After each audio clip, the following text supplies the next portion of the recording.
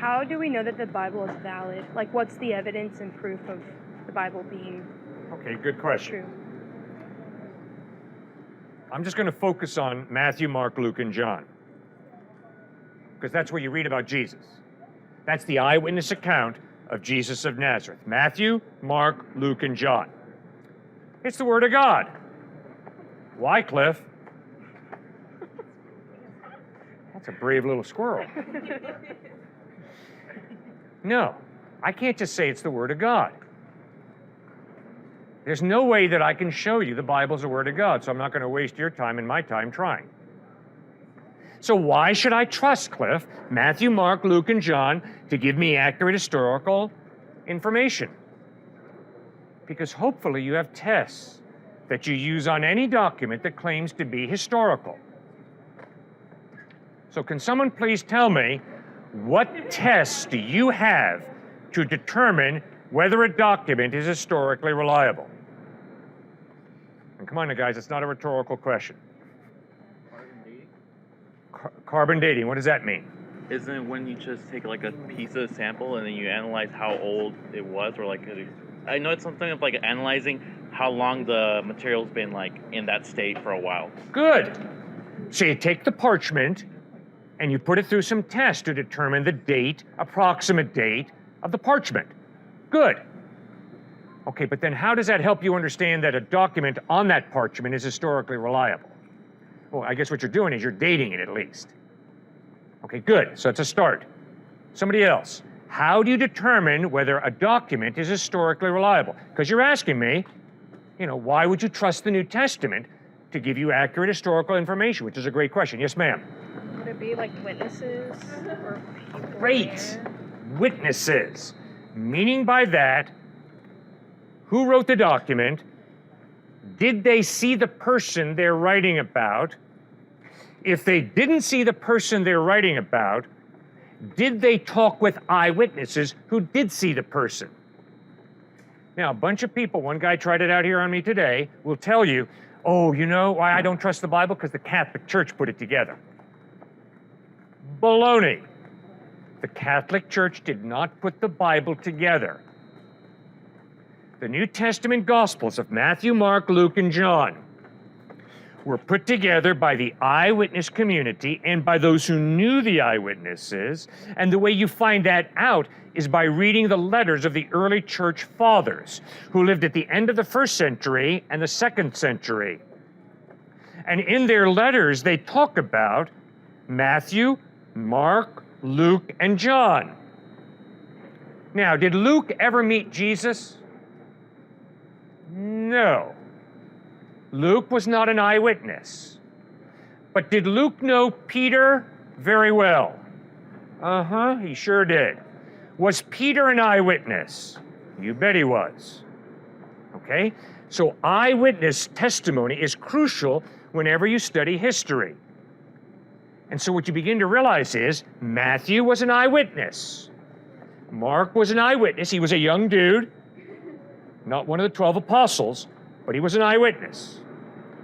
Luke was not an eyewitness, but Luke knew a lot of the eyewitnesses who saw Christ, and John was one of Christ's closest friends. So obviously, in the Gospels, you have eyewitness reportage.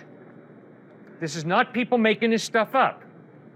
Okay, but that leads us to another important issue. Once upon a time, Jesus floated a boat on the Sea of Galilee. Why would you not accept that as historical information? Why? Once upon a time, Jesus got in a boat. Why would you not accept that as historically valid? Yes, ma'am. It started as once upon a time. Thank you. Which is literary style, literary genre. Once upon a time, Hansel and Gretel fetched a pail of water. That is fairy tale. Once upon a time. Why are the Iliad and the Odyssey not historical narrative? What is the literary style that Homer used in writing the Iliad and the Odyssey? Epic Epic what? Epic poem. The Iliad and the Odyssey are epic poem. Okay, that's a literary style. Are Matthew, Mark, Luke, and John epic poems? No. Luke begins the Gospel of Luke with the words, "Most excellent Theophilus, I have made a careful study of all the events surrounding Jesus. I've put them down in an orderly account so that you may know the reason for your belief." Clearly, that is the literary style of historical narrative. Those are some of the tests that you use to determine whether the New Testament, the Quran, U.S. history, African history books are historically reliable or not. You've got to come up with your own tests. Does this make sense, guys, or am I speaking gibberish? You better do it. And you better not allow some professor, and you better not allow me to tell you, oh, by the way, the Gospels are historically reliable. Suck it up and accept it.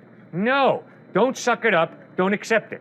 And if a professor tells you, oh, and by the way, the Gospels are just mythology, suck it up and accept it, you better not suck it up and accept it.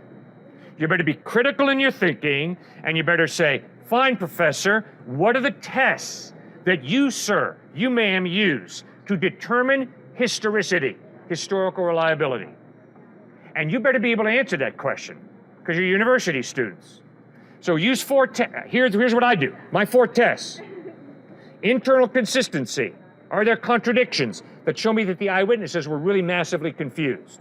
No. In the Gospels, there's a tremendous internal harmony. Second test, literary style. Is it once upon a time in the land of Nod, Jesus took a boat ride? That's mythology. No, it's at this time, in this place, with these people around. Jesus said this and he did that. Third test, archaeology. Are we talking about the island of Atlantis out in the ocean that none of us can verify? No, we're talking about Bethlehem, Jerusalem, Nazareth, Sea of Galilee, archaeologically verifiable places. Fourth test, manuscript evidence. What are the manuscripts that we have today that validate the document that we really have what the eyewitnesses wrote? Today, for the New Testament, we have over 5,800 Greek manuscripts or pieces of manuscript in Greek that show us what the New Testament taught.